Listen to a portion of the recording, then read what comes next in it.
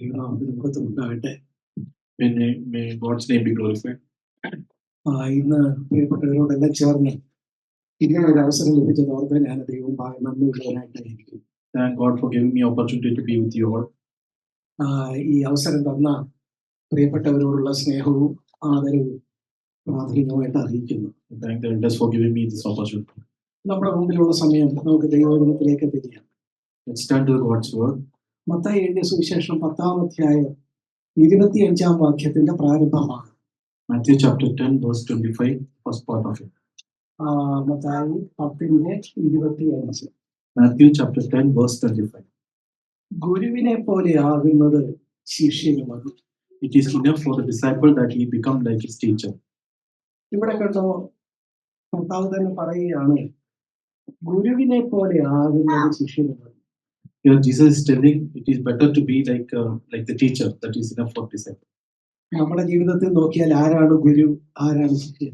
When we look in our life, who is our teacher, who is our disciple? നമ്മുടെ ഗുരു തീർച്ചയായിട്ടും കർത്താവായ യേശുക്രിസ്തുവാണ്. Our teacher is Jesus Christ. നമ്മള് ആരായിട്ട് നിൽക്കുന്നു? ശിഷ്യന്മാരായിട്ട് നിൽക്കുന്നു, അല്ലെങ്കിൽ നിൽക്കണം. We are supposed to be the disciples. നമ്മള് എന്തായി തീരണം? ഗുരുവിനെ പോലെ ആയി തീരണം. We should become like our teacher. പ്രിയപ്പെട്ടവരെ, ഈ നിലയില് ദൈവവചനത്തിലെ പുതിയ നിയമത്തെ നമുക്ക് മുഴുവനായിട്ട് സമ്മറൈസ് ചെയ്യാം എന്ന് എനിക്ക് തോന്നാറുണ്ട്. Dear ones, I think we can summarize everything in the New Testament like this. നമ്മുടെ ക്രിസ്തീയ ജീവിതത്തിന്റെ ആകത്തുക എന്താ? What is the conclusion of a Christian life? നമ്മൾ പലപ്പോഴും നമ്മുടെ ഒരു പ്രിയപ്പെട്ട വാക്യമുണ്ട്, CFCക്കാരുടെ ഒരു പ്രിയപ്പെട്ട വാക്യമുണ്ട്. This is a favorite verse of people in CFC. റോമർ 8:29 വാക്യമാണ്. Romans chapter 8 verse 29. അവന്റെ സ്വഭാവത്തോട് അനുരൂപപ്പെടാനായിട്ടാണ് ദൈവം നമ്മെ ആക്കി വെച്ചിരിക്കുന്നത്, വിളിച്ചിരിക്കുന്നത് എന്നുള്ളതാണ് ആ വാക്യം. God has called us to be conformed to the image of his son. അവിടെയും പറയുന്നത് ഗുരുവിനെ പോലെ ആയാൽ മതി. There also it says that you should become like a teacher. എന്ന് തന്നെയല്ല, ഗുരുവിനെ പോലെ ആകാനാണ് നമ്മളെ വിളിച്ചിരിക്കുന്നത്. You have been called to be like the teacher. പക്ഷേ അങ്ങനെയൊക്കെ ആണെങ്കിലും ഇന്ന് ക്രിസ്തീയ ലോകത്ത് ഈ ശിഷ്യത്വം എന്നുള്ള കാര്യം അത്രത്തോളം ഊന്നി പറയാറില്ല. Even though it is true in the Christianity, they don't emphasize the discipleship much. അതായത് നമ്മള് കർത്താവിനെ രക്ഷകനായിട്ട് സ്വീകരിക്കുന്നു. We are accepting Jesus Christ as our savior. റോമർ 10:9-10 വാക്യങ്ങളൊക്കെ നമുക്കറിയാം. Romans chapter 10 verse 9, we know that verse. യേശുവിനെ കർത്താവ് എന്ന് വായ് കൊണ്ട് ഏറ്റു പറയണം. We need to accept Jesus Christ as our savior and confess with our mouth. അവനെ ദൈവം മരിച്ചവരുടെ ഇടയിൽ നിന്ന് ഉയർപ്പിച്ചു എന്ന് ഹൃദയം കൊണ്ട് വിശ്വസിക്കണം. We should believe that he has been risen from the death. അങ്ങനെ ഉണ്ടെങ്കിൽ നമ്മളെ രക്ഷിക്കപ്പെടും. Then we will become saved. രക്ഷിക്കപ്പെട്ടാൽ എന്തുണ്ട്? What will happen once we are saved? നമ്മൾ മരിച്ച ശേഷം നമുക്ക് സ്വർഗ്ഗത്തിൽ പോകാനായിട്ട്. Once we have died, we can go to heaven. മതിയല്ലോ. Is that enough? അവിടെ Is that enough? ഇന്നത്തെ പല ക്രിസ്തീയ വിഭാഗങ്ങളും ഈ ക്രിസ്തീയതയെ ഈ നിലയില് ഒരു വിശ്വാസിയായിരുന്നാ മതി എന്നുള്ള നിലയില് പലപ്പോഴും അങ്ങ് പറയാറുണ്ട്. Today's Christianity has reduced this Christian life to be just a believer. ഇവിടെ കുഴപ്പമൊന്നും ഇല്ലാതെ ജീവിക്കണം. We should live peacefully in this earth. അത് കഴിഞ്ഞ് മരിച്ച ശേഷം നമ്മളെല്ലാം ഒന്ന് നരകത്തിൽ പോകാതെ സ്വർഗ്ഗത്തിൽ പോകണം. So once we die, we should all go to heaven. അത്രയൊക്കെ മതിയല്ലോ. Is that enough? പക്ഷേ നമ്മള് ദൈവവചനവുമായിട്ട് അടുത്ത് വരുമ്പോ ഇതിനപ്പുറത്ത് ചില സാധ്യതകളെ കുറിച്ച് ദൈവവചനം നമ്മളോട് പറയുന്നുണ്ട്. But when we come to the God's word, we see something beyond this. അല്ലെങ്കിൽ കർത്താവായ യേശുക്രിസ്തുവിന്റെ വചനങ്ങൾ നോക്കുമ്പോൾ കർത്താവ് ഇതിനപ്പുറത്തുള്ള ചില സാധ്യതകളെ കുറിച്ച് പറയുന്നുണ്ട്. Jesus says some things which we need to do beyond this. അതെന്താണ്? What is that? കേവലം രക്ഷിക്കപ്പെട്ടു, സ്നാനപ്പെട്ടു, സഭയിൽ പോകുന്നു, കുഴപ്പമൊന്നുമില്ല, മരിച്ച ശേഷം സ്വർഗ്ഗത്തിൽ പോകും, ഇങ്ങനെയുള്ള ഒരു മിനിമം കോമൺ പ്രോഗ്രാം അല്ല. Jesus doesn't say that you be saved and go to church and live peacefully and then you die, go to heaven. That is not the minimum program he wants us to do. അതിനപ്പുറത്ത് നമ്മൾ ഈ ഭൂമിയിലായിരിക്കുമ്പോൾ നമ്മുടെ ഗുരുവിനെ പോലെ നമ്മൾ ആകണം. But Jesus expects us to be like the teacher when we are on this earth. ഇവിടെ പറയുന്നു ഗുരുവിനെ പോലെ ആകുന്നത് മതി. Here it says it is enough for the disciple to become like his teacher. പ്രിയപ്പെട്ടവരെ, ഗുരുവിനെ പോലെ ആകുക എന്ന് പറഞ്ഞാൽ അത് എന്തുകൊണ്ട് നമ്മൾ അങ്ങനെ ആകണം? Here it says you should become like your teacher. Why it is written like that? കാരണം ക്രിസ്തീയ ജീവിതം മുന്നോട്ട് വയ്ക്കുന്ന ചില വലിയ അനുഗ്രഹങ്ങളുണ്ട്. There is a blessings which is there in Christian life. അതെന്താ? What is that? അതെന്ന് പറയുന്നത് സത്യത്തിൽ നമുക്ക് ഉള്ള സ്വാതന്ത്ര്യം, നമുക്ക് ആ നിലയിൽ ഒന്നിനും അടിപ്പെടാതെ ജീവിക്കുന്ന ആ നിലയിലുള്ള ഒരു ജീവിതം, ഇതൊക്കെയാണ്. That is freedom from not being slave to anything. സന്തോഷമുണ്ട്, There is happiness. ഒരാളോടും പകയില്ല, We don't have bitterness against anyone else. മറ്റൊരാളെ കുറിച്ച് കയ്പോ ആ നിലയിലുള്ള കാര്യങ്ങൾ സൂക്ഷിക്കുന്നില്ല. We don't carry grudge in our heart against anybody else. വളരെ സന്തോഷപൂർണമായിട്ടും സ്വാതന്ത്ര്യത്തോടെയും ഉള്ള ഒരു ജീവിതം, A life which is happy and freedom. അങ്ങനെ ഒരു ജീവിതമായിരുന്നു നമ്മുടെ ഗുരുവിൻ്റെത്. That is the life which Jesus lived. യേശുക്രിസ്തുവിനെ കുറിച്ച് ചിന്തിച്ചു നോക്കുക. Let's think about Jesus. ഈ ലോകത്ത് ജീവിച്ചതിൽ വെച്ച് ഏറ്റവും സ്വതന്ത്രനായ മനുഷ്യൻ കർത്താവായിരുന്നു. Jesus was the person who lived on earth most freedom in his life. ഏറ്റവും ആ നിലയിൽ സന്തോഷമുള്ള ഒരാള് കർത്താവായിരുന്നു. He was the happiest man on this earth. ഇതൊക്കെ പറയുമ്പോ കർത്താവിന് ഈ ഭൗതികമായ കാര്യങ്ങളൊക്കെ എല്ലാം ഭംഗിയായിരുന്നു എന്നാണോ? When we say all this, does it mean that all the physical things of Jesus was taken care? അല്ല, ഭൗതികമായിട്ട് പല പരിമിതികളുള്ള ഒരു വീട്ടിലാണ് കർത്താവ് ജീവിച്ചത്. Jesus lived in a house where there was a lot of limitations. സാമ്പത്തികമായ പരിമിതികൾ ഉണ്ടായിരുന്നു, financial difficulties. സമൂഹത്തില് അംഗീകാരത്തിന്റെ കുറവുണ്ടായിരുന്നു, In the society they were not accepted.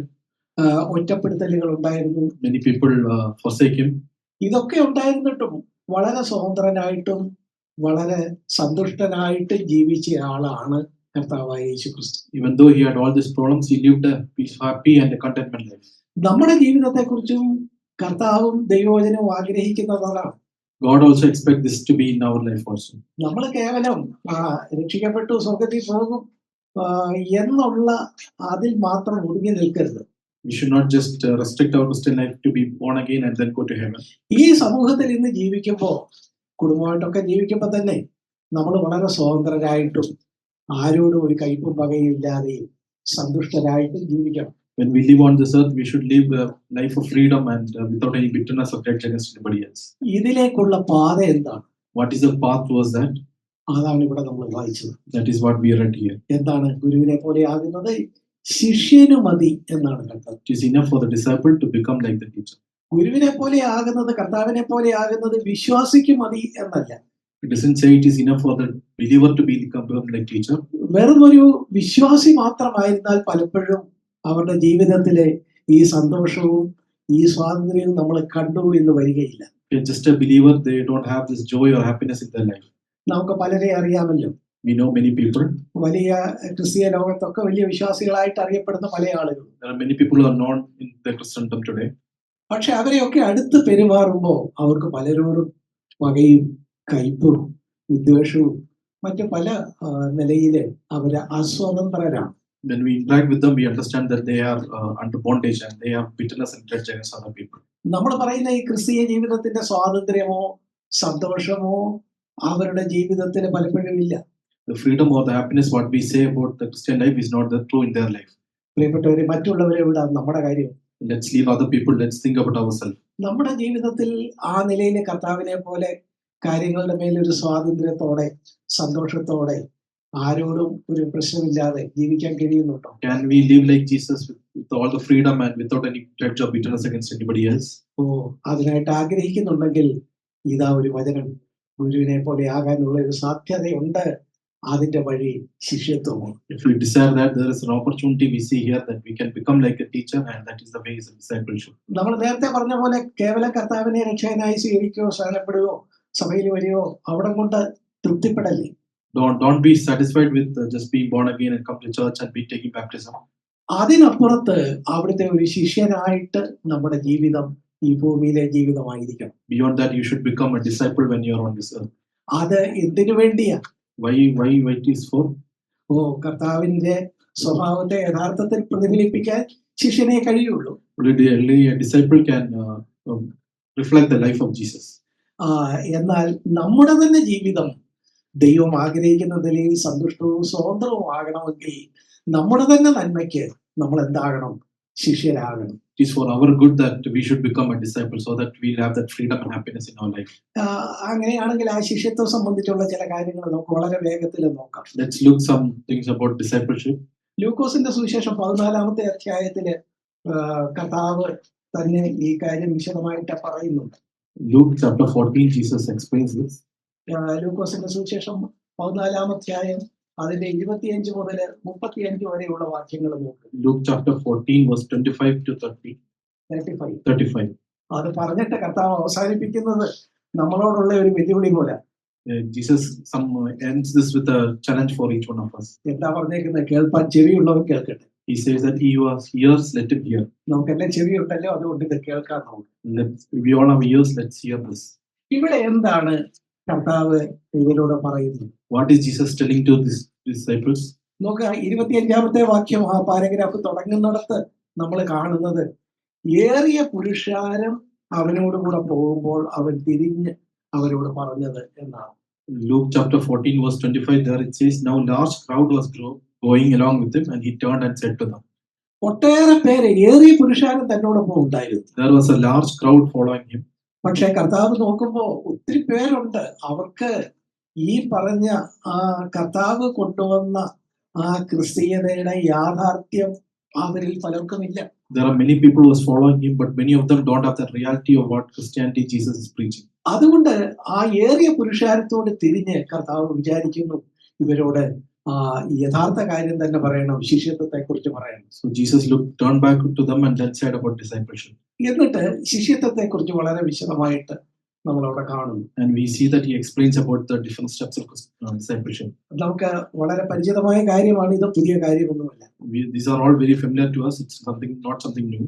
എങ്കിലും നമ്മുടെ ജീവിതം ദൈവം ആഗ്രഹിക്കുന്ന നിലയിലായി തീരണമെങ്കിൽ നമ്മളിത് ഉൾക്കൊള്ളുകയും ജീവിതത്തിൽ യാഥാർത്ഥ്യമാക്കി തീർക്കുകയും ചെയ്യണമല്ലോ. If our life should be what God expects us to be, then we should understand this and should be true in our life. നമുക്ക് ഏതെങ്കിലും ഒരു അനുഭവത്തിലേക്ക് എത്തണമെങ്കിൽ ഒന്നാമത് അതിനെക്കുറിച്ച് കേൾക്കണം. If you want to get some experience, then we should know first. You have to hear about it. കേട്ടിട്ട് അങ്ങനെ ജീവിക്കണം, അത് വേണം എന്ന് ആഗ്രഹിക്കണം. Then we should have a desire that we can live like that. മൂന്നാമത് അങ്ങനെ ആഗ്രഹിച്ചിട്ട് അതിന്റെ പടികള് നമ്മള് നമ്മുടെ ജീവിതത്തിൽ യാഥാർത്ഥ്യമാക്കി തീർക്കണം. Then we should follow the steps of that discipleship. അതിനുവേണ്ടി കർത്താവിന്റെ സഹായവും പരിശുദ്ധാത്മാവിന്റെ ആ നിലയിലുള്ള ഹെൽപ്പും നമ്മൾ ചോദിക്കണം. For that we need the help of God and the power of the Holy Spirit. അങ്ങനെയാണ് നമുക്കിടെ ജീവിതത്തിൽ ഇതേവരെ യാഥാർത്ഥ്യമാകാത്ത പല കാര്യങ്ങളും യാഥാർത്ഥ്യമാകുന്നത്. That's how many things which are not reality in our life become true in our life. അപ്പൊ അങ്ങനെയാണെങ്കിൽ അതിന്റെ തുടക്കം എവിടെയാ? What is the beginning for that? അത് ഒന്നാമത് കേൾക്കണം. First of all, we should hear it. കേട്ടിട്ട് അതാണ് എനിക്ക് വേണ്ടത് എന്ന് തീരുമാനിക്കണം. Once you hear that, then you should decide that this is what I need. എന്നിട്ട് അതിന്റെ പടികളിലേക്ക്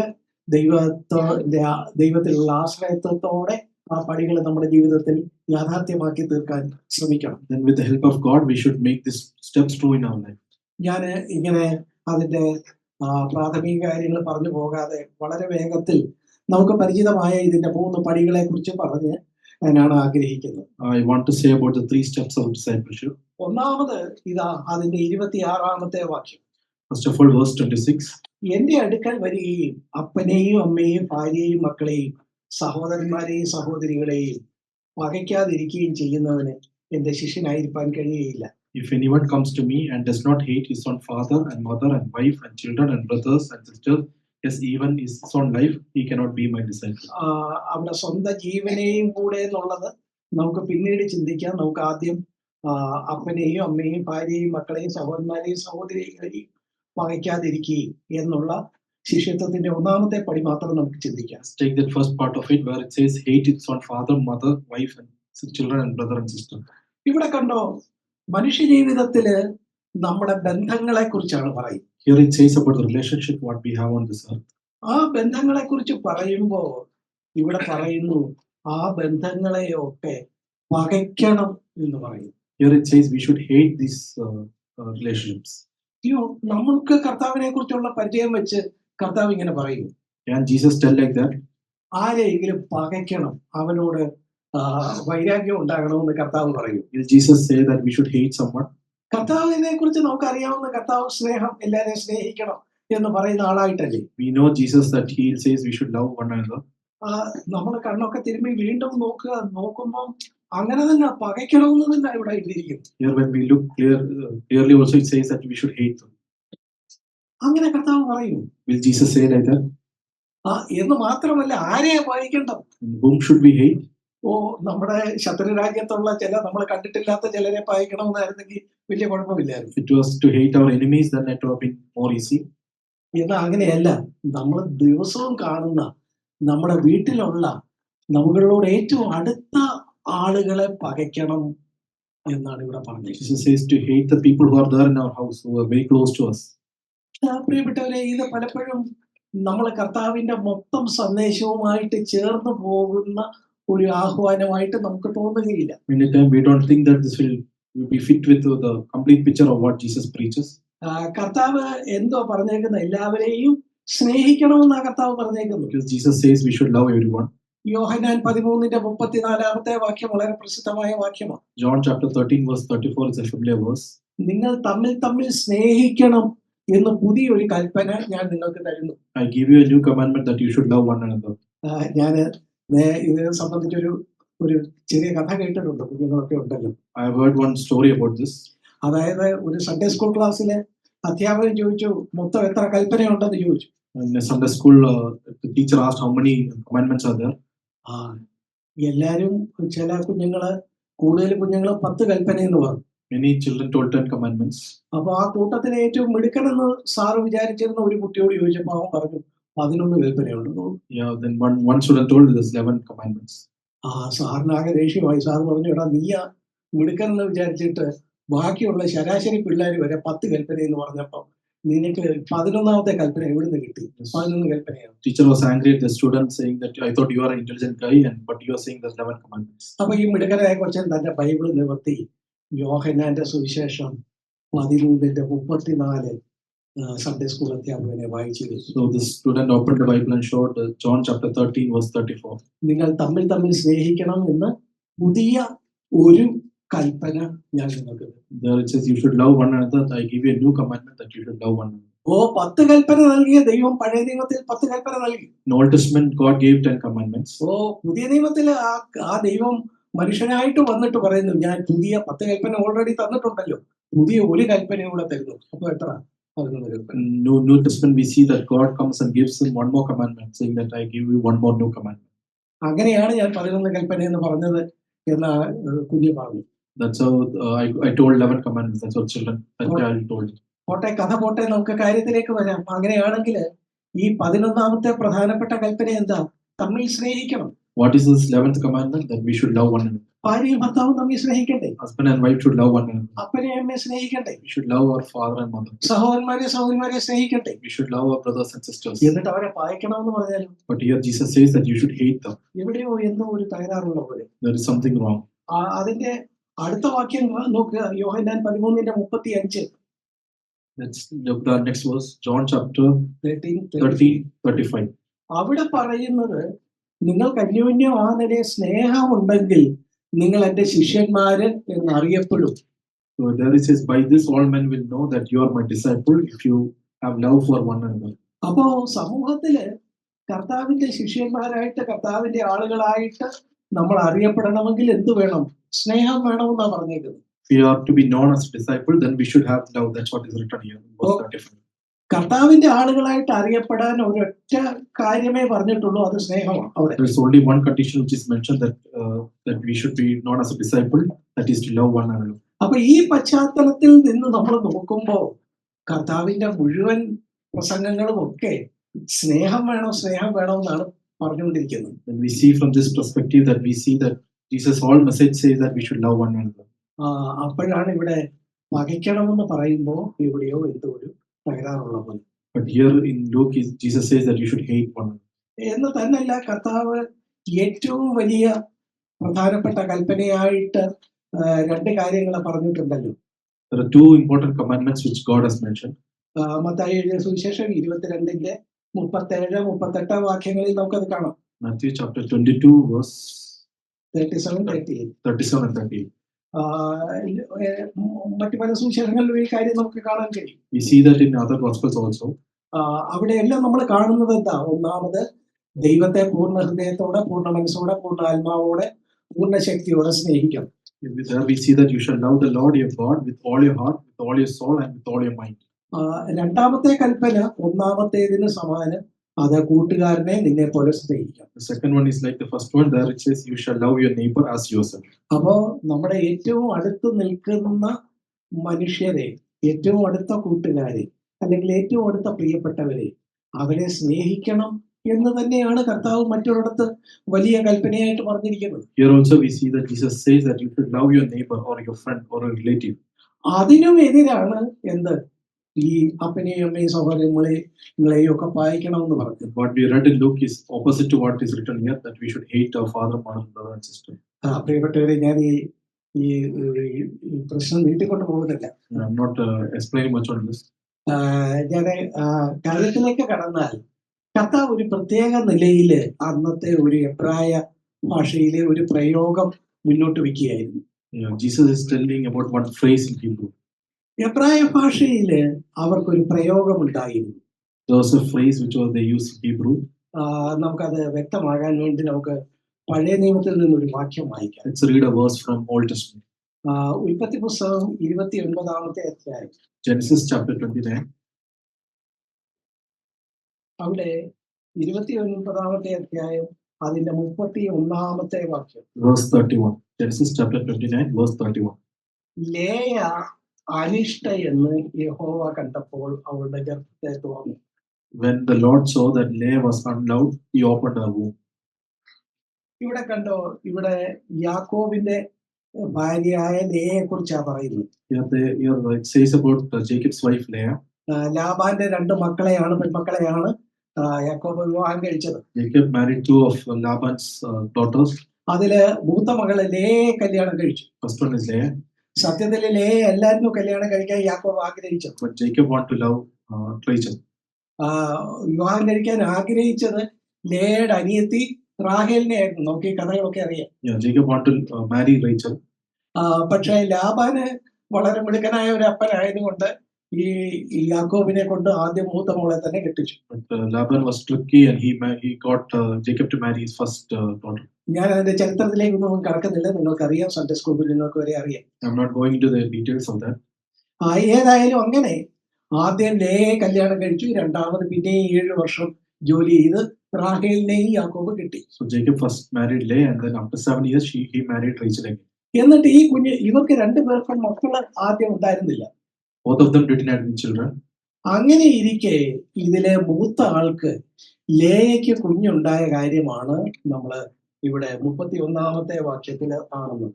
Here we read about that Leah got a child. That's what we read in verse 31. അവിടെ കണ്ടോ, ലേയ അനിഷ്ട എന്ന് യഹോവ കണ്ടപ്പോൾ എന്നാണ് നമ്മൾ വായിക്കുന്നത്. Where we read that Lord saw that Leah was unloved. അനിഷ്ടയാണ്, ഇഷ്ടമില്ലാത്തവളാണ്, അവളോട് പകയാണ് എന്നുള്ള മട്ടിൽ ഒരു പ്രയോഗമാണ് ഇവിടെ കാണുന്നത്. Here we see that Jacob didn't love Leah. He was not happy with her. ശരിയായിട്ട് നമുക്ക് തോന്നും, ആകപ്പാടെ റാഹേലിനോട് സ്നേഹമുള്ളൂ, ലേയെ ഒട്ടും ഇഷ്ടമല്ല, അവളെ പായിക്കുകയായിരുന്നു യാക്കോബ് എന്ന് നമ്മൾ വിചാരിക്കും. Yeah, we may think that Jacob was loving Rachel and he didn't love Leah. എന്നാൽ അതിന്റെ 30-ാമത്തെ വാക്യം തൊട്ട് മുകളിലത്തെ വാക്യം നോക്കുക. ഈ അനിഷ്ട എന്നുള്ള ആ വാക്കിന്റെ വിശദീകരണം നമുക്ക് അവിടെ കാണാൻ കഴിയും. We see in verse 30 that there's an explanation for this unloved. അവിടെ നോക്കുക, അവൻ യാക്കോബിനെ കുറിച്ച് പറയുന്നു, റാഹേലിനെ ലേയേക്കാൾ അധികം സ്നേഹിച്ചു. And we read that he did love Rachel more than Leah. യാക്കോബ് സത്യത്തിൽ ലേയെ ഇഷ്ടപ്പെടാതിരിക്കുകയോ അവളോട് ദേഷ്യപ്പെടുകയോ അവളെ പഴിക്കുകയോ ചെയ്തില്ല. Jacob actually didn't hate Leah. പക്ഷേ അവളേക്കാൾ കൂടുതൽ റാഹേലിനെ സ്നേഹിച്ചു. But he loved Rachel more than Leah.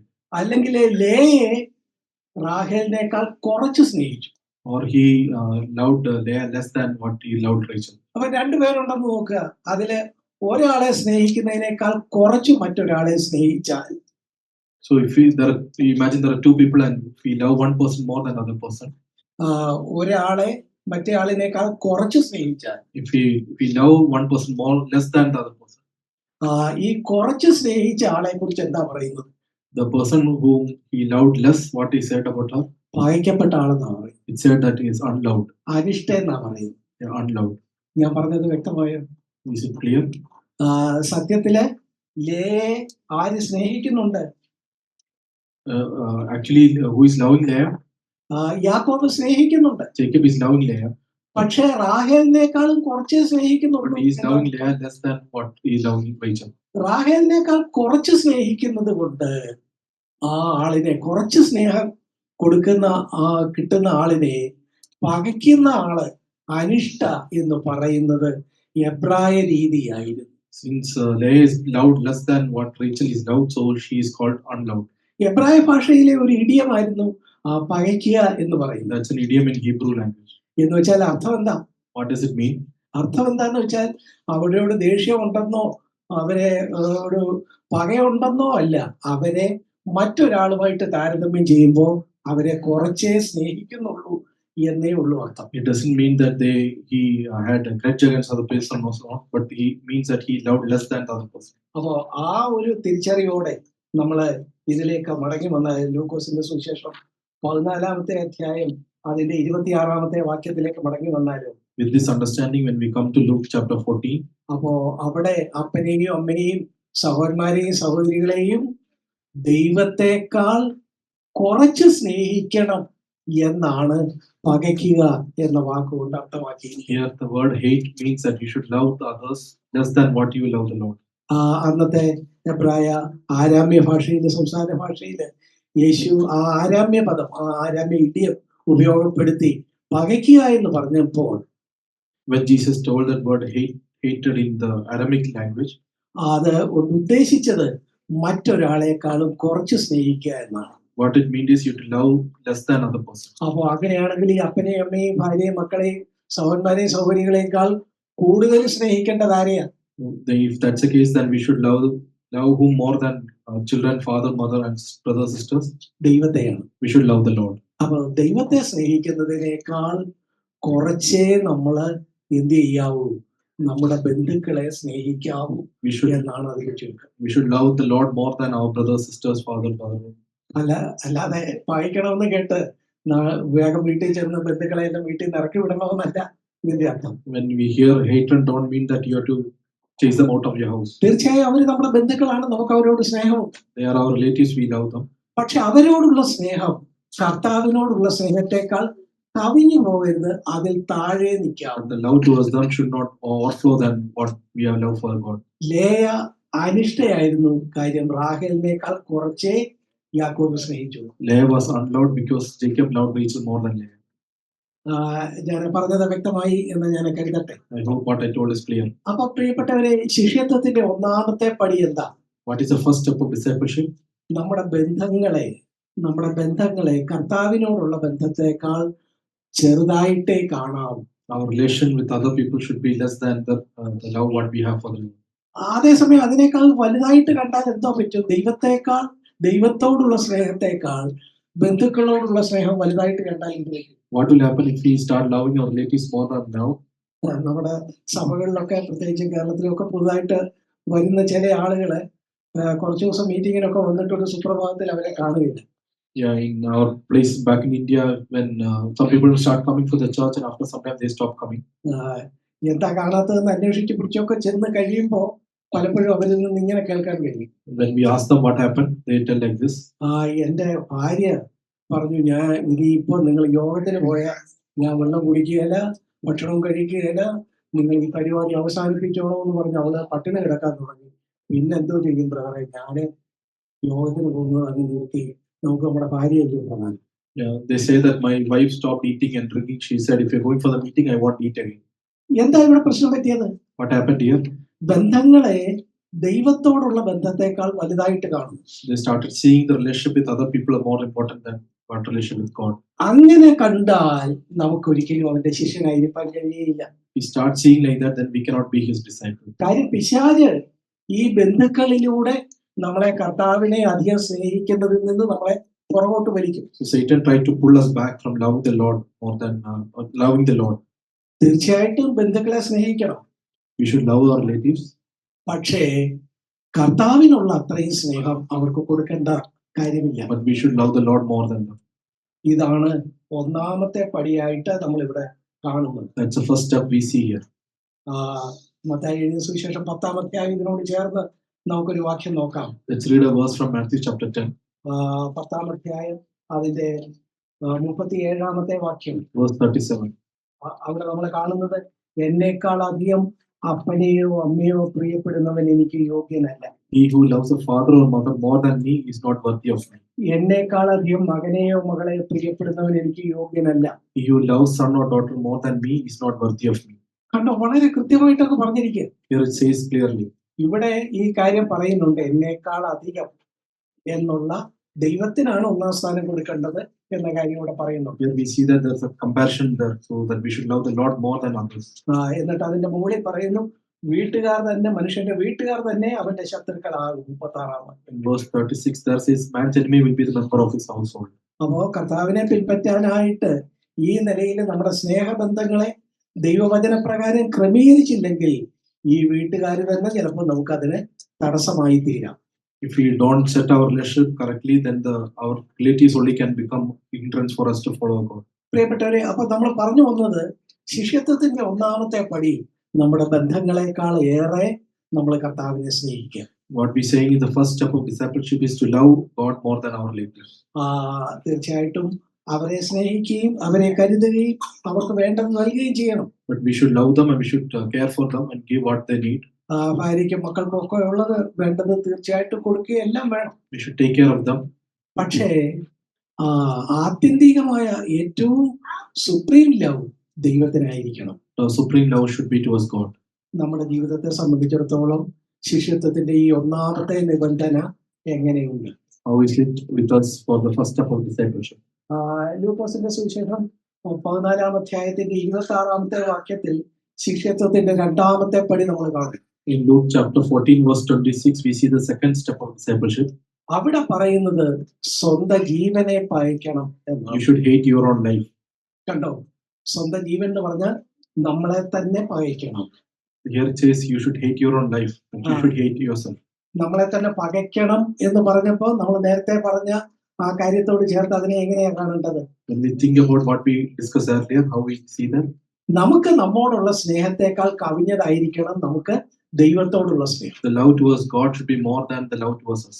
ദൈവത്തിന് കൊടുക്കേണ്ട ആ സുപ്രീം ലവ് കൊടുത്തതിന് ശേഷമേ നമ്മൾ നമ്മുടെ കാര്യത്തിന് നമ്മളെ തന്നെ സ്നേഹിക്കാവൂ എന്നാണ് ഇവിടെ പറഞ്ഞതിന്റെ ചുരുക്കം. We should love the Lord more than be what we love ourselves. കാരണം പകയ്ക്കുക എന്നതിന്റെ അർത്ഥം മറ്റതിനേക്കാൾ കുറച്ച് സ്നേഹിക്കുക എന്നാണെന്ന് നമ്മൾ കണ്ടല്ലോ. To hate means to love less than the other person. പ്രിയപ്പെട്ടവരെ, നമ്മളെ ഈ മനുഷ്യരെ സംബന്ധിച്ചിടത്തോളം അവർക്ക് ഏറ്റവും വിഷമമുള്ള ഒരു കാര്യം ഇതാണ്. What is the most difficult thing for a person? മനുഷ്യരെ ഏറ്റവും കൂടുതൽ സ്നേഹിക്കുന്നത് ആരെയാണ്? Whom does each person love? ചിലപ്പോ ഭർത്താക്കന്മാരൊക്കെ ഭാര്യയെ സന്തോഷിപ്പിക്കാൻ വേണ്ടി പറയും, ഞാൻ എന്നെ സ്നേഹിക്കുന്നതിനേക്കാൾ നിന്നെ സ്നേഹിക്കുന്നു ചിലപ്പോൾ പറഞ്ഞു. Sometimes husbands will say that I love my wife more than myself. സാധാരണ മനുഷ്യരെ സംബന്ധിച്ച് അത് ശരിയല്ല. For general people it's not true. എല്ലാ മനുഷ്യരും, ഈ ആദാമ്യ കുലത്തിൽ ജനിച്ച സാധാരണ മനുഷ്യരെല്ലാം ഏറ്റവും കൂടുതൽ സ്നേഹിക്കുന്നത് അവരവരെ തന്നെയാണ്. Everyone in this Adamic race is loving themselves more than anybody else. അതുകൊണ്ടാണ് അവരുടെ അഭിപ്രായത്തെ കവിഞ്ഞ് വേറൊരാൾ പോയാൽ ഞാൻ പറഞ്ഞിട്ടോ കേട്ടില്ല. So if somebody says something against their opinion, they get angry.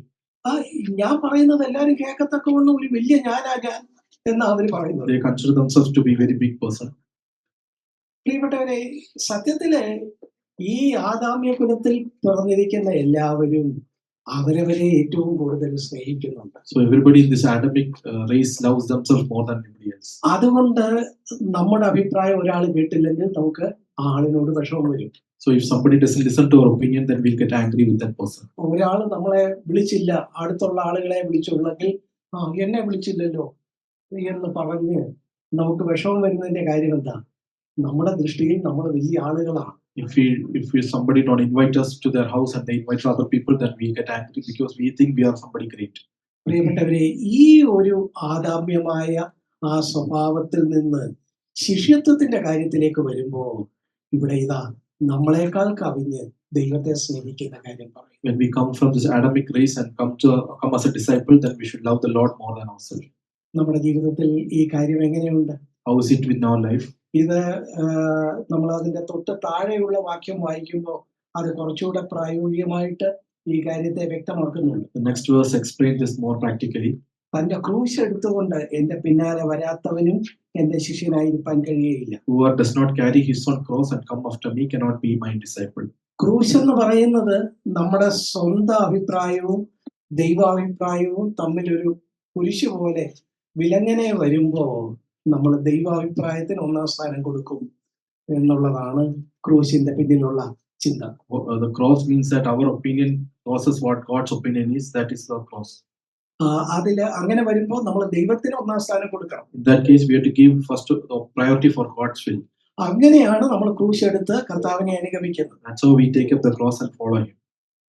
അങ്ങനെ അപ്പൊ ക്രൂശ് എടുക്കുമ്പോൾ സത്യത്തിൽ നമ്മൾ നമുക്കെതിരെ തന്നെ നിൽക്കുക. When we take up the cross, we are standing against ourselves. കാരണം ദൈവത്തിന്റെ ഇഷ്ടം നമ്മുടെ സ്വാഭാവിക ഇഷ്ടത്തിന് എതിരാണെങ്കിൽ ദൈവേഷ്ടം ചെയ്യുന്നതിനാണ് നമ്മൾ പ്രാധാന്യം കൊടുക്കുന്നത്. If God's will is against our will, then we have to give priority or we have to do God's will.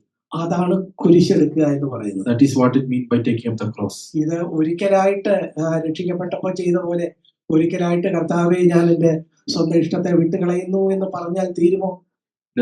It is not a one-time activity like how we were born again. ലൂക്കോസിന്റെ സുവിശേഷം 9-23 വാക്യത്തിൽ ഇത് കുറച്ചുകൂടെ വ്യക്തമായിട്ട് പറയുന്നുണ്ട്. Luke chapter 9 verse 23 is written clearly. അവിടെ നമ്മൾ കാണുന്നത് നാൾതോറും തന്റെ ക്രൂശ് എടുത്തുകൊണ്ട് എന്നെ അനുഗമിക്കട്ടെ എന്ന്. There we see that take up the cross daily and follow. അപ്പൊ ഒരിക്കലായിട്ടൊന്ന് തീരുമാനിച്ചു, ഇതുപോലെ ഒരു മീറ്റിങ്ങിന് കേട്ടു, ഞാൻ ഇനി ദൈവത്തിന്റെ ഇഷ്ടത്തിന് ഒന്നാം സ്ഥാനം കൊടുക്കുന്നു, എന്റെ ഇഷ്ടത്തിന് സ്ഥാനം കൊടുക്കുന്നില്ല എന്ന് തീരുമാനിച്ചത് കൊണ്ട് പോരാ. We just hear in one of the meeting that we should give priority to God's will, and taking that cross is not enough. നാൾതോറും പിറ്റേന്നും നമ്മുടെ ഇഷ്ടം ദൈവ ഇഷ്ടത്തെക്കാൾ കവിഞ്ഞു വരുമ്പോൾ അന്നേരവും നമ്മൾ എന്ത് വേണം? ക്രൂശ് എടുക്കണം. We need to take up the cross daily. Whenever our will crosses God's will, we need to take up the cross. ചുരുക്കത്തിൽ പ്രിയപ്പെട്ടവരെ, നമ്മളെ സംബന്ധിച്ചിടത്തോളം കർത്താവിന് നമ്മളെക്കാൾ കവിഞ്ഞ സ്ഥാനം നമ്മൾ കൊടുക്കണം. We should give more importance to God's will than our will. നമ്മുടെ ജീവിതത്തെ സംബന്ധിച്ച് ഈ കാര്യം എങ്ങനെയുണ്ട്? How is it in our life? ഒടുവിലായിട്ട് ക്രൂശ് എടുക്കുന്നതിന്റെ തുടർന്ന് ആ കാര്യങ്ങൾ വിശദമായിട്ട് പറഞ്ഞിട്ട് 33 വാക്യത്തിലാണ് ശിഷ്യത്വത്തിന്റെ മൂന്നാമത്തെ പടി നമ്മൾ കാണുന്നത്. Luke chapter 14 verse 33 we see the third step of discipleship. അവിടെ നമ്മൾ കാണുന്നു, ആരെങ്കിലും തനിക്കുള്ളതൊക്കെയും വിട്ടു പിരിയുന്നില്ല എങ്കിൽ അവൻ എന്റെ ശിഷ്യനായിരിക്കാൻ കഴിയില്ല. If he does not give up all his possessions, you cannot be my disciple. അപ്പോ നമ്മുടെ കയ്യിലുള്ള നമ്മുടെ സ്വന്തമെന്ന് പറയുന്ന നമ്മൾ നേടിയ കാര്യങ്ങളെക്കാൾ ഒന്നാം സ്ഥാനം ആർക്കായിരിക്കണം? കർത്താവിനായിരിക്കണം. The things what we possess or what we achieve, God should have more priority than that. തനിക്കുള്ളതൊക്കെയും വിട്ടു പിരിയുക. We should give up all our possessions. ഈ ലൂക്കോസ് 14:33 നമ്മൾ പറഞ്ഞ തനിക്കുള്ളതൊക്കെയും വിട്ടു പിരിയുക എന്നുള്ളത് ഒരു വേർഷനിൽ ഞാൻ ഇങ്ങനെയാണ് കണ്ടിട്ടുള്ളത്. This verse 33 I have read in another version like this. അത് സാധാരണ ഹോൾമാൻ ക്രിസ്ത്യൻ സ്റ്റാൻഡേർഡ് ബൈബിളിലാണ്. Holman Christian Standard Bible. Holman Christian Standard Bible. അവിടെ അതിന്റെ 14:33 ഇങ്ങനെയാണ് എഴുതിയിരിക്കുന്നത്. Luke 14 verse 33 is written like this. Who does not say goodbye to all his possessions cannot be my disciple. Who does not അവന് തന്റെ possessions, തന്റെ സ്വത്തിനെ എല്ലാം good bye പറയാത്ത ഒരാൾക്ക് എന്റെ ശിഷ്യനായിരിക്കാൻ Who has not said goodbye to his possessions cannot be my disciple. എന്ന് വെച്ചാൽ എന്താ പ്രിയപ്പെട്ടവരെ ഉദ്ദേശിക്കുന്നത്? What does it mean? നമുക്ക് നമ്മുടെ സ്വത്തുക്കളും വീടും കാറും എല്ലാം വിറ്റേച്ച് നമ്മള് ഹിമാലയത്തിലേക്ക് പോകണമെന്നാണോ? Does it mean that we have to sell our house, car and then go to some mountains? അല്ല, മറിച്ച് നമ്മള് ഇതെല്ലാം നമുക്ക് ഉപയോഗിക്കാം.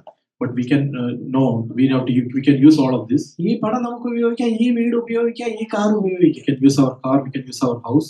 പക്ഷെ ദൈവത്തെക്കാൾ കവിഞ്ഞ് ഈ പണത്തിനോ വീടിനോ നമ്മുടെ കാറിനോ സ്ഥാനം ഉണ്ടാകരുത്. But we should not give priority to these things than God. അങ്ങനെ അതുകൊണ്ടാണ് ഇവിടെ പറയുന്നത് say good bye. That's why it says say goodbye to our possessions. അതിനോടുള്ള ആ സ്നേഹത്തോടാണ് നമ്മൾ ഗുഡ് ബൈ പറയേണ്ടത്. The love towards these possessions, that's what we have to say goodbye. നമ്മൾ ഈ ഭൂമിയിലായിരിക്കുമ്പോൾ നമുക്ക് ദൈവം തന്നിട്ടുള്ള ഈ കാര്യങ്ങളൊക്കെ നമുക്ക് ഉപയോഗപ്പെടുത്താം. When we are on this earth, whatever God has given us, we can make use of that. കർത്താവായ യേശുക്രിസ്തു ഈ ഭൂമിയിലായിരുന്നപ്പോൾ തനിക്കുണ്ടായിരുന്ന കാര്യങ്ങളൊക്കെ ഉപയോഗപ്പെടുത്തിയല്ലോ. When Jesus was on this earth, he make use of things what he had. തീർച്ചയായിട്ടും നമുക്കത് ചെയ്യാം. We can do that. എന്നാൽ ഇന്നത്തെ സമൂഹത്തിലേക്ക് നോക്കുക. But if you look to this society today, ആളുകളൊക്കെ പലരും പണം സമ്പാദിക്കാനും നേട്ടങ്ങൾ കൊയ്യാനുമായിട്ട് തങ്ങളുടെ ജീവിതം ഒഴിഞ്ഞു വെച്ചിരിക്കുക. many people are running after money. വിശ്വാസികൾ എന്ന് പറയുന്ന പലരും ആ നിലയിൽ തന്നെയാണ്. Many believers are also doing that. ഫലത്തില് എന്താ അവരവരുടെ ജീവിതം കൊണ്ട് നൽകുന്ന സന്ദേശം? What is the message that they give out of their life? പണത്തിനും സ്ഥാനമാനങ്ങൾക്കും വീടിനും ഒക്കെയാണ് ഞാൻ ഒന്നാം സ്ഥാനം കൊടുക്കുന്നത്, അതിനെയാണ് ഞാൻ കൂടുതൽ സ്നേഹിക്കുന്നത് എന്ന സന്ദേശമാണ് അവർ കൊടുക്കുന്നത്. The message they give out is that they love the money, the house and the position they have. ഇവിടെ കണ്ടോ, ഇതൊക്കെയും തനിക്കുള്ളതൊക്കെയും ഹൃദയം കൊണ്ട് വിട്ടുപിരിയുന്നില്ലെങ്കിൽ എന്റെ ശിഷ്യനായിരിക്കാനായിട്ട് കഴിയില്ല എന്നവിടെ പറഞ്ഞിരിക്കുകയാണ്. If you don't leave all this with your heart, then you cannot be my disciple. നമ്മള് ഇതിന് ഈ കാര്യത്തോട് ഉള്ള ബന്ധത്തിൽ കർത്താവിന്റെ അടുത്ത് വന്നിട്ട് നിരാശനായി പോയ ഒരാളെ കുറിച്ച് നമ്മൾ കേൾക്കുന്നുണ്ട്. We read about a person who came to Jesus and went back disappointed. ലൂക്കോസിന്റെ സുവിശേഷം 18-ാമത്തെ അധ്യായത്തിൽ നമ്മളത് കാണുന്നു. Luke chapter 18 we see that. അതിന്റെ 22-23 വാക്യങ്ങൾ നോക്കുക. Verse 22 and 23. പാരഗ്രാഫ് തുടങ്ങുന്ന 18 മുതൽ വായിച്ചാലേ നമുക്കത് വ്യക്തമാകുകയുള്ളൂ. You read from verse 18 onwards. ഒരു ചെറുപ്പക്കാരനായ ഒരു യങ് റൂളർ, ഒരു പ്രമാണി വന്നിട്ട് നല്ല ഒരു നിത്യജീവനെ അവകാശമാക്കാൻ ഞാൻ എന്ത് ചെയ്യണം എന്ന് ചോദിച്ചു. A young ruler came and questioned Jesus, asking, "What should I do to inherit eternal life?" അപ്പൊ കർത്താവ് അവനോട് പറയുന്നു, നീ കൽപ്പനകള് അതെല്ലാം കർത്താവ് പറയുന്നു. വിചാരം ചെയ്യരുത്, കൊല ചെയ്യരുത്, മോഷ്ടിക്കരുത്, കള്ളസാക്ഷ്യം പറയരുത്, നിന്റെ അപ്പനെയും അമ്മയും ബഹുമാനിക്കുക എന്നീ കൽപ്പനകളെ നീ അറിയുന്നുവല്ലോ എന്നാ പറയുന്നു. Jesus says that you know this commandment, that you should not commit adultery, do not murder, do not steal, do not bear false witness, honor your father and mother. അപ്പൊ ഇവൻ പറയുന്നു, ഇവയൊക്കെ ഞാൻ ചെറുപ്പം മുതൽ തന്നെ പാലിച്ചു വരുന്നുണ്ട്. This person says that he has been following this from his young age. കർത്താവ് പറഞ്ഞു, ഇനി ഒരു കുറവ് നിനക്കുണ്ട്. Jesus says that you lack one thing. നിനക്കുള്ളതൊക്കെയും വിറ്റ് ദരിദ്രർക്ക് കൊടുക്കാം. Sell all what you have and give to the poor. എന്നിട്ട് എന്നെ അനുഗമിക്കുക, എന്റെ ശിഷ്യനായിട്ട് വരിക എന്ന് പറയുന്നു. And then come and follow me. 23-ാം വാക്യത്തിൽ നമ്മൾ എന്താ കാണുന്നത്? But what we see in verse 23. അവൻ എത്രയും ധനവാനാകൊണ്ട് ഇത് കേട്ടിട്ട് അതിദുഃഖിതനായി തീർന്നു. For he was extremely rich, so he became very sad. ധനവാനായതുകൊണ്ടല്ല, ആ ധനത്തിൽ അവന് ആശ്രയവും അതിനോട് സ്നേഹവും ഉണ്ടായിരുന്നുകൊണ്ട് അത് വിട്ടുകളയാൻ അവന് മടിയായിരുന്നു. Not that he was rich, but he loved his richness and his trust was on the riches. That's why he was sad. അപ്പൊ നോക്കുക, കർത്താവ് തന്റെ അടുത്ത് വന്ന ഈ ചെറുപ്പക്കാരനെ നോക്കി. Jesus looked at this young person who came to him. അവന്റെ പ്രശ്നം എന്താ? അവന് എല്ലാ കൽപ്പനകളൊക്കെ മറ്റു പലതും ഒക്കെ അനുഷ്ഠിക്കുന്നുണ്ട്. What is his problem? He is following all these commandments. That's true. ആളുകളെ സംബന്ധിക്കുന്ന കൽപ്പനകളൊക്കെ അവൻ അനുസരിക്കുന്നുണ്ട്. He is obeying all the commandments related to different people. നിങ്ങൾ അവിടെ ശ്രദ്ധിച്ചു നോക്കിയാല് നമുക്ക് അതിൽ നിന്നൊരു രസകരമായ ഒരു കാര്യം കണ്ടെത്താനും. If you look carefully, you will find something. ഈ 10 കൽപ്പനകളെ 4 കൽപ്പനകളെന്നും 6 കൽപ്പനകളെന്നും രണ്ടായിട്ട് തിരിക്കാമല്ലോ. The 10 commandments we can split into 2, like 4 commandments and 6 commandments. ആദ്യത്തെ 4 കൽപ്പന ദൈവത്തോടുള്ള ബന്ധത്തിലുള്ള കൽപ്പനയാണ്. The first 4 commandments is towards God. ഞാനല്ലാതെ അന്യ ദൈവം നിങ്ങൾക്ക് ഉണ്ടാകരുത്, ഒരു വിഗ്രഹത്തെ ഉണ്ടാക്കരുത്, അങ്ങനെയുള്ള 4 കൽപ്പന. You should not have another God. You should not worship any idols. Such commandments. അത് കഴിഞ്ഞിട്ട് ഒടുവിലത്തെ 6 കൽപ്പനകൾ മറ്റു മനുഷ്യരോടുള്ള കൽപ്പനകളാണ്. Last 6 commandments is towards other people. അപ്പനെയും അമ്മയും ബഹുമാനിക്കണം, കള്ളസാക്ഷ്യം പറയരുത്, മോഷ്ടിക്കരുത്, കൊല ചെയ്യരുത്, വ്യഭിചാരം ചെയ്യരുത്, മറ്റുള്ളവരോടുള്ള ബന്ധത്തിലുള്ളത്. You should honor your father and mother. You should be a false witness. You should not commit adultery. You should not murder. It's about the relationship with other people. കണ്ടോ, ഈ കർത്താവ് ഈ രണ്ടാമത്തെ കൽപ്പനകള് 6 കൽപ്പനകള് ഓരോന്നായിട്ട് എണ്ണമിട്ട് പറയും. Here we see that Jesus is telling that last 6 commandments one after another. പക്ഷെ നിങ്ങളെ കുഞ്ഞുങ്ങളെ വീട്ടിൽ പോയി ഒന്ന് എണ്ണി നോക്ക്, കർത്താവ് 6 കൽപ്പനയുള്ളതിൽ 5 എണ്ണമേ പറയും. We see that Jesus is telling only 5 commandments. He is not telling the 6th one. കർത്താവ് വിട്ടുകളഞ്ഞ ഒടുവിലത്തെ ആ കൽപ്പന എന്താ? What is the 6th commandment which Jesus left to? മോഹിക്കരുത് എന്ന കൽപ്പന കർത്താവ് വിട്ടുകളഞ്ഞു. Don't desire. കണ്ടോ, അപ്പോ കർത്താവ് ആ കൽപ്പനകൾ എണ്ണി പറയുമ്പോ തന്നെ ഇവന്റെ പ്രശ്നത്തിലേക്ക് വിരൽ ചൂണ്ടുന്നുണ്ടായിരുന്നു. When he's telling all this, he's pointing to his problem what this young person was having. ഈ നല്ല ചെറുപ്പക്കാരൻ കൊല ചെയ്യുന്നില്ല, വ്യഭിചാരം ചെയ്യുന്നില്ല, മോഷ്ടിക്കുന്നില്ല, അതൊന്നും ചെയ്യുന്നില്ല. This young ruler is not committing adultery or murder or stealing. പക്ഷേ അവന്റെ തന്നെ സ്വത്തിനോടുള്ള മോഹം എന്ന കാര്യം അവൻ വിട്ടുകളഞ്ഞിട്ടില്ല. He's coveting his own possessions. അപ്പൊ അതിലേക്ക് വിരൽ ചൂണ്ടാൻ വേണ്ടി കർത്താവ് സമർത്ഥമായിട്ട് അതൊഴിച്ച് ബാക്കി കാര്യങ്ങളെല്ലാം പറഞ്ഞു. അവൻ പറഞ്ഞു, ഞാൻ ഇതെല്ലാം ചെയ്യുന്നുണ്ട്. To point to that, Jesus didn't mention that. He told rest of the 5 commandments.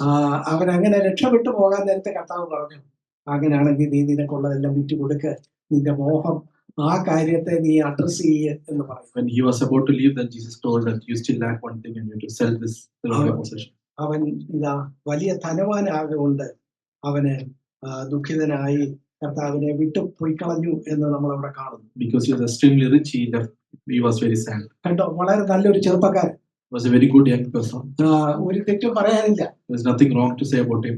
കൊല ചെയ്യരുത്, വിചാരം ചെയ്യരുത്, മോഷ്ടിക്കരുത്, കൽപ്പനയൊക്കെ ഭംഗിയായിട്ട് ചെയ്യുന്നുണ്ട്. He following all the commandments: don't commit adultery, don't commit murder, don't steal. അവന് നല്ലൊരു ആഗ്രഹമുണ്ട്, കർത്താവിന്റെ ശിഷ്യനായിട്ട് ഇരിക്കണം, കർത്താവിനെ അനുഗമിക്കണം. Follow Jesus also. എന്നാൽ അവനെ ആ വലിയ ആ ജീവിതത്തിൽ നിന്ന് അവനെ പുറകോട്ട് വലിച്ചത് എന്താ? What is that one thing which pulled him back from that life? നിത്യജീവനെ അവകാശമാക്കാനുള്ള ആ വിളിയിൽ നിന്ന് അവനെ പിന്നോട്ട് വലിച്ചത് എന്താ? What did pull him back from that calling to have eternal life? അവന്റെ തന്നെ സ്വത്തിനോടുള്ള അവന്റെ അമിതമായ പ്രിയമായിരുന്നു. His love towards his own possessions. പ്രിയപ്പെട്ടവരെ, കണ്ടോ, ഇത് നമ്മൾ ചിന്തിച്ചു വന്ന കാര്യത്തിൽ നമുക്ക് ഒരു മുന്നറിയിപ്പ് നൽകുന്ന ഒരു കാര്യമാണ്. This is a warning for us. എന്നാൽ ഈ ചെറുപ്പക്കാരൻ ഇങ്ങനെ പോയപ്പോ വേറെ ചില ആളുകൾ എന്ത് ചെയ്തു? When this young person left like this, there are other people. What they did? ലൂക്കോസിന്റെ സുവിശേഷം 5-ാം അധ്യായം നോക്കുക. Luke chapter 5. അവിടെ ഈ നിലയിൽ ഒന്നും വലിയ സ്വത്തൊന്നും ഇല്ലാതെ ആകപ്പാടെ ഒരു വള്ളവും വലയും ഒക്കെ ഉള്ള ചില ആളുകള് കർത്താവിന്റെ ശിഷ്യരായിരിക്കാൻ അതൊക്കെ വിട്ട് അവനെ അനുഗമിച്ചു എന്ന് നമ്മൾ കാണുന്നു. We see that there are some people who just had some boat and fishing net. They left all those and then followed Jesus. പത്രോസിന്റെയും യാക്കോബിന്റെയും യോഹന്നാന്റെയും കാര്യമാണ്. I'm talking about Peter, James and John. അവിടെ അതിന്റെ ലൂക്കോസ് 5:11 നമ്മൾ അത് കാണുന്നു. Luke chapter 5 verse 11 we see that. പിന്നെ അവർ പടകുകളെ കരയ്ക്ക് അടുപ്പിച്ചിട്ട് സകലവും വിട്ട് അവനെ അനുഗമിച്ചു. When they brought their boats to the land, they left everything and followed him. അവർക്ക് ആകെ സ്വന്തമായിട്ടുണ്ടായിരുന്നത് ഈ പടകും വലയും ഒക്കെ മാത്രമേ ഉണ്ടായിരുന്നു. They had all these boats and this fishing net. That's what they had. എങ്കിലും അത് വിട്ട് കഴിഞ്ഞപ്പോൾ അവർക്ക് അവനെ അനുഗമിക്കാൻ, ശിഷ്യരായിരിക്കാൻ അവർക്ക് കഴിഞ്ഞു. Since they left everything, they could follow him. നമ്മൾ പറഞ്ഞു വന്നത് ശിഷ്യത്വത്തിന്റെ 3ാമത്തെ പടിയെ കുറിച്ചാണ്. We are talking about the 3rd step of discipleship. നമ്മുടെ ജീവിതത്തിൽ ഈ കാര്യങ്ങൾ എങ്ങനെയിരിക്കും? How is it in our life? ഈ നിലയില് ഒന്ന്, നമ്മുടെ ബന്ധങ്ങളോട് അനാരോഗ്യകരമായിട്ടൊരു അടുപ്പം നമുക്കുണ്ടോ? Do we love our relatives more than God? നമ്മുടെ വസ്തുവകകളോട് നമുക്ക് തെറ്റായ നിലയിൽ ഒരു അടുപ്പമുണ്ടോ? Do we love the possessions what we have? നമ്മളോട് തന്നെ നമുക്ക് തെറ്റായ നിലയില് നമ്മൾ ദൈവത്തെക്കാൾ കവിഞ്ഞ സ്ഥാനം നമുക്കാണോ നൽകുന്നത്? Do we give more priority to ourselves than God? അങ്ങനെയാണെങ്കിൽ നമുക്ക് അവന്റെ ശിഷ്യനായിരിക്കാൻ കഴിയുകയില്ല. In that case, we cannot be his disciple. പ്രിയപ്പെട്ടവരെ, നമ്മളിത് ഇവിടെ പറഞ്ഞിട്ട് കർത്താവ് അതിനെ തുടർന്ന് ചില കാര്യങ്ങൾ പറയുന്നുണ്ട്. We see that Jesus is telling some more things. He's adding some more things here. ലൂക്കോസിന്റെ സുവിശേഷം 14:28 മുതൽ 30 വരെയുള്ള വാക്യങ്ങൾ. Luke chapter 14 verse 28 to 34. അവിടെ ഒരു മനുഷ്യൻ ഒരു ഗോപുരം പണിയാൻ തുടങ്ങി. One person started to build a tower. എന്നിട്ട് അത് വേണ്ടതുപോലെ അതിന്റെ കണക്ക് നോക്കാഞ്ഞതുകൊണ്ട് അടിസ്ഥാനം ഇട്ട ശേഷം തീർപ്പാൻ വകയില്ലാതെ അവന് ആളുകളുടെ കണ്ണിന് മുമ്പാകെ ആ നിലയിലെ പരിഹാസപാത്രമായി. That person didn't have he didn't calculate the cost properly, so he just put the foundation and couldn't complete the tower. അതിന്റെ 31 മുതലുള്ള 2 വാക്യങ്ങളില് മറ്റൊരു ഉദാഹരണവും കർത്താവ് പറയുന്നു. Verse 31 there is another example written. അവിടെ എന്താ, യുദ്ധത്തിന് പുറപ്പെടുന്ന ആള് തനിക്ക് ജയിക്കാമോ ഇല്ലയോ എന്നുള്ളത് വേണ്ടതുപോലെ പരിശോധിക്കണം എന്നുള്ള The കാര്യമാണ് king പറയുന്നത്. who went to battle need to consider whether he can have strong enough army to defeat the enemy. അപ്പൊ ശിഷ്യത്വത്തിന്റെ ഈ 3 പടികൾ പറഞ്ഞിട്ട് നമ്മളോട് പറയുന്നു, നിങ്ങൾ ഇരുന്ന് കണക്ക് കൂട്ട. Jesus is telling 3 steps of discipleship and telling us to sit and count the cost. ഈ ഗോപുരം പണിയാൻ വകുപ്പുണ്ടോ? നമ്മളെ കൊണ്ട് ഒക്കുമോ? Can we build this tower? ഈ യുദ്ധത്തിൽ ജയിക്കാൻ നമ്മളെ കൊണ്ട് ഒക്കുമോ? Can we win in this battle? എന്ന് വെച്ചാൽ ഇതിന്റെ പ്ലസും മൈനസും നമ്മൾ തന്നെ കണക്ക് കൂട്ടി നമ്മളൊരു തീരുമാനത്തിൽ വരണമെന്നാണ് കർത്താവ് പറയുന്നത്. We need to consider the pros and cons and then come to a conclusion. ഞാൻ ചോദിക്കട്ടെ, ഇത്രയും വില കൊടുത്ത് കർത്താവിന്റെ ശിഷ്യനായിരിക്കത്തക്കവണ്ണം പ്രയോജനമുള്ളതാണോ ശിഷ്യത്വം? Should we become a disciple after paying this much heavy cost? പ്രിയപ്പെട്ടവരെ, നിത്യതയില് നമുക്ക് അതിന്റെ ഫലമായി കിട്ടുന്ന കാര്യങ്ങളുമായിട്ട് തുലനം ചെയ്യുക. Dear ones, when we compare to what we get in eternity, ഇവിടെ 70-80 വർഷത്തെ ജീവിതത്തിൽ നമ്മൾ നമ്മുടെ പേരും നമ്മുടെ പെരുമയും ഒക്കെ പിടിച്ചുകൊണ്ട് എന്തോ ചെയ്യാനൊക്കും? this 60-70 years what we live on this earth, if we hold on to our possessions and our positions. ഞാനൊരു പത്രത്തിലായിരുന്നു ജോലി ചെയ്തിരുന്നത്. I was working in a newspaper. അപ്പോ പല രാഷ്ട്രീയക്കാരും പല ആളുകളെയും അടുത്ത് അറിയാനായിട്ടൊക്കെ ഇടയായിരുന്നു. So I used to interact with many politicians and many people in the society. അവർക്കൊക്കെ അവരുടെ അടുത്ത് ചെല്ലുമ്പോൾ നമുക്കറിയാൻ കഴിയും അവരുടെ സെൽഫ് ഇമേജ്, അവരവരെ കുറിച്ച് തന്നെ ഉള്ള അവരുടെ ആ ഒരു ബോധ്യം, ആ സെൽഫ് ഇമേജ്, അത് വലിയ കാര്യമായിട്ടാണ് പിടിക്കുന്നത്. They have a image about themselves and they consider it very important. അതിനൊരു പോറൽ ഉണ്ടാകാൻ പോലും അവർ സമ്മതിക്കുകയില്ല. They don't allow something to happen to that image. ഇദ്ദേഹം ഒരു വലിയ ആളാണല്ലോ എന്ന് നമ്മൾ വിചാരിക്കും. We may think that he is a very big person. പക്ഷെ 2 ദിവസം കഴിയുമ്പോൾ നമ്മൾ പത്രം ഓഫീസിൽ ഇരിക്കുമ്പോൾ കാണാം ഇദ്ദേഹം പെട്ടെന്ന് ഹാർട്ട് അറ്റാക്ക് ആയി മരിച്ചുപോയി എന്നൊരു വാർത്ത നമ്മൾ തന്നെ എഴുതിക്കൊണ്ടിരിക്കും. After 2 days we hear that that he died because of heart attack. പിന്നെ 1 വർഷം കഴിയുമ്പോൾ ഈ വലിയ മനുഷ്യനെ ആരും ഓർക്കുന്നു? After 1 year, who is remembering all these people? അദ്ദേഹം ജീവിച്ചിരുന്നപ്പോ ഇങ്ങനെ ഒരു ഗതികേട് തനിക്ക് ഉണ്ടാകുന്ന ഒരു തന്റെ ഏറ്റവും വന്യമായ സ്വപ്നത്തിൽ പോലും ചിന്തിച്ചിട്ടില്ല. When he was alive, he didn't even thought about all this. എന്നാൽ പ്രിയപ്പെട്ടവരെ, അദ്ദേഹം ജീവിച്ചിരുന്നപ്പോൾ തന്റെ പേരിനും പെരുമയ്ക്കും 1ാം സ്ഥാനം കൊടുത്തു. But when he was alive, he went behind his positions and his popularity. എന്നാൽ വളരെ വേഗത്തിൽ ജീവിതം കടന്നുപോയി. But his time on this earth passed very fast. ലോകം ഇത് അദ്ദേഹത്തെ ഓർക്കുന്നില്ല. The world is not even thinking about him. ഞാൻ പറഞ്ഞു വന്നത് 60-70 വർഷമുള്ള ഒരു ജീവിതത്തിൽ നമ്മൾ നമ്മുടെ അഭിപ്രായം, നമ്മുടെ ചിന്ത, നമ്മുടെ ഇമേജ് ഇതിനെയൊക്കെയാണോ മുറുകെ പിടിക്കേണ്ടത് അതോ ദൈവത്തിനെയാണ്? What I'm saying is in 60-70 years what we live on this earth, are we have to hold our positions and our popularity and our image, or should we go behind the Lord? ഈ ജീവിതത്തിലെ കുറച്ച് പണത്തെയാണോ നമ്മൾ മുറുകെ പിടിക്കേണ്ടത് അതോ നിത്യതയുടെ മൂല്യങ്ങളെയാണ്? Should we hold this some money in our hands or should we go for eternity? ഇവിടെ നമ്മൾ നമ്മുടെ ചില ബന്ധങ്ങൾക്കാണോ 1ാം സ്ഥാനം കൊടുക്കേണ്ടത് അതോ ദൈവത്തിനാണ്? Should we give priority to our relatives or to God? ഇരുന്ന് കണക്ക് കൂട്ടുക. Sit and we should count the cost. ഏതാ നിത്യതയിലെ പ്രയോജനം? What is beneficial in eternity? തീർച്ചയായിട്ടും ഈ ലോകത്തിലുള്ള ഈ കാര്യങ്ങളെയൊക്കെ വിട്ടിട്ട് ആ ശിഷ്യത്വത്തിലേക്ക് നമുക്ക് കടക്കാനൊക്കുമെങ്കിൽ അതാണ് നമ്മുടെ നിത്യതയെ കൂടുതൽ പ്രയോജനം. We can leave all this and then become a disciple that is more important or more worthy than to be in eternity. അതുകൊണ്ട് ഈ വിഷമം പിടിച്ച കാര്യങ്ങൾ പറഞ്ഞിട്ട് കർത്താവ് പറയുന്നു, നിങ്ങൾ ഇന്ന് കണക്ക് കൂട്ടാൻ. So Jesus telling these steps and then he saying sit and count the cost. പ്രിയപ്പെട്ടവരെ, നമ്മള് ആ നിലയില് ശിഷ്യത്വത്തിനായി ഇന്ന് ഈ കാണുന്ന വ്യർത്ഥമായ പല കാര്യങ്ങളെയും അതിന് ദൈവത്തിനേക്കാൾ കുറച്ച് സ്ഥാനം കൊടുത്ത് ആ നിലയില് നമ്മൾ കൺസിഡർ ചെയ്ത് മുന്നോട്ട് പോയാൽ അതായിരിക്കും നമുക്ക് നല്ലത്. If we give priority to God and consider others as less important, then that will be more beneficial for us in eternity. നിത്യതയിൽ മാത്രമല്ല ഈ ലോക ജീവിതത്തിലും ഒരു ശിഷ്യന്റെ മനോഭാവം കൈയാളുന്നതാണ് നമുക്ക് നല്ലത്. Not only in eternity but on this earth also, if we live as a disciple, that is most important thing. നമ്മള് ഇന്ന് പലരുടെയും പ്രശ്നം എന്താ? What is the problem many people face? ഞാൻ തുടക്കത്തിൽ പറഞ്ഞ പോലെ എന്നെ അവരുടെ മോളെ കല്യാണത്തിന് എന്നെ വിളിച്ചില്ല, മറ്റേ ആളെ വിളിച്ചു. They say that they didn't invite me for their daughter's marriage, they invited somebody else also. നമുക്ക് അദ്ദേഹത്തിന്റെ ചിന്ത എന്താ? എന്നെ എല്ലാവരും അവരുടെ കല്യാണത്തിന് വിളിക്കത്തക്കവണ്ണം വലിയൊരാളാ ഞാൻ. That person is thinking that I am very great person, that everybody should invite me for their marriages. വിളിക്കാത്തത് കൊണ്ട് ആ വിളിക്കാത്ത ആളിന്റെ നേരെ മുഖം വീർപ്പിച്ച് 25 കൊല്ലം ആ ചിന്തയുമായിട്ട് നടക്കുക. So because of that you are having hatred against that person for last 25 years and more. വെറുതെ ഇരിക്കുമ്പോഴൊക്കെ ഈ ചിന്തയൊക്കെ വന്നിട്ട് കൈയൊക്കെ മുട്ടിയൊക്കെ ചുരുട്ടി സ്വന്തം മടിയിലൊക്കെ ഇടിക്കുക. So he's getting angry and then putting his fist and keep hitting the air.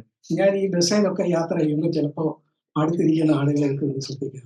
When I travel in bus, I used to look for the people sitting next to me. എന്ത് മനോഹരമായ കാഴ്ചകളാണ് പുറത്തൊക്കെ ഉള്ളത്. There are many beautiful things we can see outside. ഇവരാരും ഇത് കാണുന്നില്ലെന്ന് വെച്ച് ഞാൻ ഇവരുടെ മുഖത്ത് നോക്കുമ്പോൾ I used to look at their face thinking they are not even looking at all this. അവരാരാണ്ടോ വൈരാഗ്യപ്പെട്ടോ വിഷമിച്ച് കുട്ടിയൊക്കെ ചുരുട്ടി സ്വന്തം ദേഹത്ത് ഇടിച്ചുകൊണ്ട് ഇരിക്കുക. എന്താ 25 കൊല്ലം മുമ്പ് ആരാണ്ടോ കണ്ടിട്ട് മിണ്ടിയില്ല.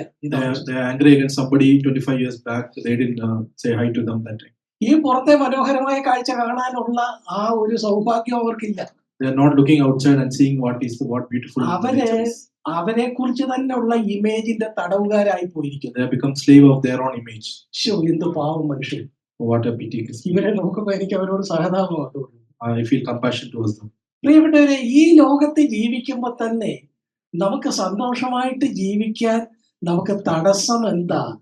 ഈ നിലയിലുള്ള ചില വ്യർത്ഥമായ കാര്യങ്ങളോടുള്ള നമ്മുടെ തെറ്റായ അടുപ്പമാണ്. Our attitude towards these things make our life miserable on this earth. അതേസമയം ഇതെല്ലാം വിട്ടിട്ട് ദൈവത്തിന് ഒന്നാം സ്ഥാനം കൊടുത്താലും, but if we leave all this and give God the first priority in our life, നമ്മളെ ഒരാൾ വിളിച്ചാൽ നമുക്ക് സന്തോഷമേ ഉള്ളൂ. if somebody invite us for the marriage, then also we are fine. ഇന്ന് ലീവ് എടുത്ത് പോകണ്ടല്ലോ, വിളിക്കാൻ അവർക്ക് ഓർക്കാതിരുന്നത് നന്നായി എന്ന സന്തോഷമേ നമുക്ക്. Good that they didn't invite me for the marriage. Otherwise, I would have taken leave. ഏത് കാര്യത്തെ നമുക്ക് രണ്ടായിട്ട് കാണാൻ, രണ്ട് രീതിയിൽ കാണാനും. You can see the same thing in two ways. നമ്മുടേതായ ഒരു തലത്തിൽ നിന്നുകൊണ്ട് ഞാനൊരു വലിയ ആളാണ്, എനിക്ക് വേണ്ട ആ കൺസിഡറേഷൻ അവർ തന്നില്ല എന്നൊക്കെ പറഞ്ഞ് പകയും കയ്പും സൂക്ഷിക്കുന്നത് വലിയ മടയത്തരമാണ്. We can see things from our own perspective and thinking that I am a very important person, they should consider me for everything. That is a foolishness. അത് നമ്മുടെ തന്നെ ജീവിതത്തെ ദുസ്സഹമാക്കുകയുള്ളൂ. That will make our life miserable.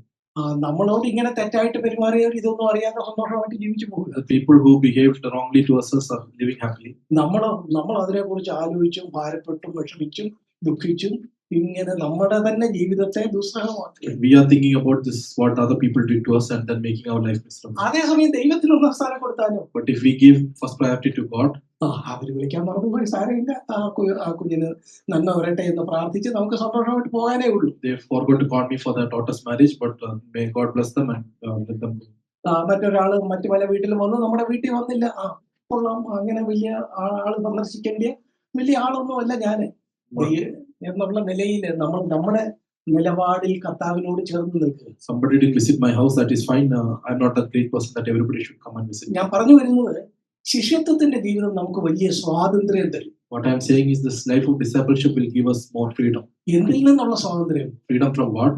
മറ്റുള്ളവരോടുള്ള കയ്പിൽ നിന്നും പകയിൽ നിന്നും അസൂയയിൽ നിന്നും ഒക്കെ ഉള്ള സ്വാതന്ത്ര്യം നമുക്ക് തരും. Freedom from the jealousy, hatred and bitterness against other people. കർത്താവിന്റെ ഒരു ശിഷ്യനായിരുന്നാൽ അത് നമുക്ക് വളരെ സന്തോഷം തരും. If you are a disciple of Jesus, then you will be a happy person. ഈ ജീവിതത്തിൽ നമ്മളെ സന്തോഷം കെടുത്താൻ ഒരു കാര്യത്തിന് കഴിയില്ല. Nothing can take away that happiness from our life. നമ്മൾ ആരിലാണ് നമ്മുടെ വിശ്വാസം വെച്ചിരിക്കുന്നത്? In whom do we trust? ഈ ലോകത്തിൽ മാഞ്ഞു പോകുന്ന 2-3 ദിവസം കൊണ്ട് തീർന്ന ഒരാളല്ല, മറിച്ച് നിത്യനായ ദൈവത്തിലാണ്. We don't trust on a person who lives on this earth, but we trust on God who lives eternally. അപ്പോ നമ്മുടെ സന്തോഷമായാലും നമ്മുടെ സമാധാനമായാലും നമ്മുടെ സ്വാതന്ത്ര്യമായാലും ഈ ജീവിതത്തിൽ തന്നെ നിലനിർത്താനും നമുക്ക് എന്ത് വേണം? ശിഷ്യത്വത്തിന്റെ ഈ മനോഭാവങ്ങൾ വേണം. If we have to live a happy, peaceful and free life of freedom, then we should be a disciple on this earth. ഞാൻ എന്റെ സമയം നീട്ടുന്നില്ല. Concluding. നമുക്ക് ഒരു നിമിഷം എഴുന്നേറ്റ് നിൽക്കാം. Can we all stand up? പ്രിയപ്പെട്ടവരെ, ഇന്ന് രാവിലെ നമ്മൾ എന്താണ് ചിന്തിച്ചത്? Dear ones, what we discussed today?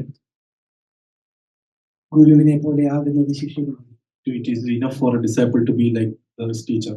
ഈ ഭൂമിയുടെ പരപ്പിൽ ജീവിച്ചിരുന്ന ഏറ്റവും സ്വതന്ത്രനും സന്തുഷ്ടനുമായ ആള് കർത്താവായിരുന്നു. Jesus was the person who lived on earth with full freedom in his life. എന്തുകൊണ്ടാ കർത്താവ് തന്റെ ജീവിതത്തിൽ ഈ ശിഷ്യത്വത്തിന്റെ ആ വഴികളൊക്കെ തന്റെ ജീവിതത്തിൽ യാഥാർത്ഥ്യമാക്കിയ ആളായിരുന്നു? Because Jesus followed all the steps of discipleship when he was on earth.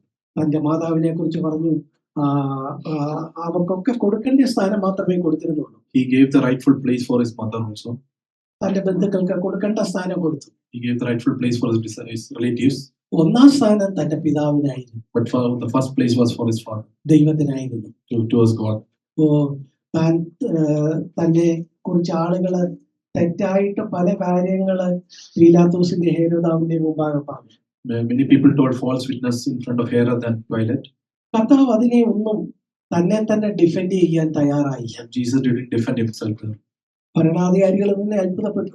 That Pilate was astonished. എന്തുകൊണ്ടാണ് ഇവനെ തന്നെ അനുമോദിച്ചൊന്നും പറയാത്തത് എന്ന് അവൻ അത്ഭുതപ്പെട്ടു. Why he is not defending himself?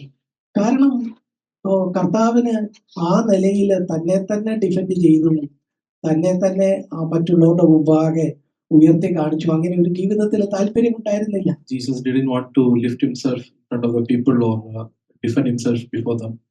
ഭൗതികമായ വസ്തുവകൾക്ക് കർത്താവിന്റെ മേൽ ഒരു സ്വാധീനം ഉണ്ടായിരുന്നില്ല. The earthly possessions didn't have any grip on Jesus' life. കർത്താവ് ഈ ഭൂമിയിൽ തന്നെ ജീവിച്ചു. Jesus lived on this earth.